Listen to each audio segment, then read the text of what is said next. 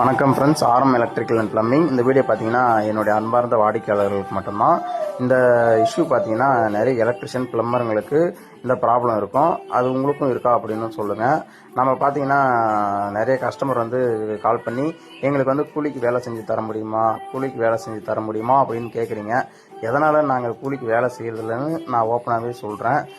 தவறாக இருந்தால் மன்னிச்சிடுங்க, சரியாக இருந்தால் ரெட் கலர் ஆர்டின் சென்ட் பண்ணுங்கள். நிறைய டூல்ஸ் எல்லாம் நாங்கள் வச்சுட்ருக்கோம். பவர் டூல்ஸ்லேருந்து ஹைடெக்லேருந்து லோடெக் வரைக்கும் எல்லாமே வச்சுட்ருக்கோம். சின்ன ஸ்க்ரூ ட்ரைவர் வரைக்குமே பார்த்தீங்கன்னா நாங்கள் காசு கொடுத்து தான் வாங்கி வச்சுட்ருக்கோம்.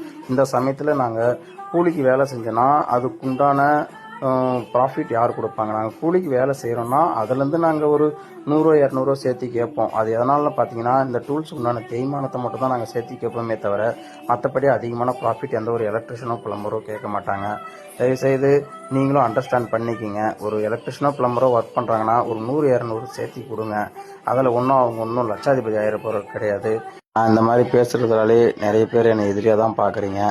நான் என் மனசில் பட்டதை தான் சொன்னேன். இது எல்லாருக்கும் நடக்கிற ப்ராப்ளம் தான். நான் சொல்கிறேன், சில பேர் சொல்கிறதில்ல, அவ்வளோதான்.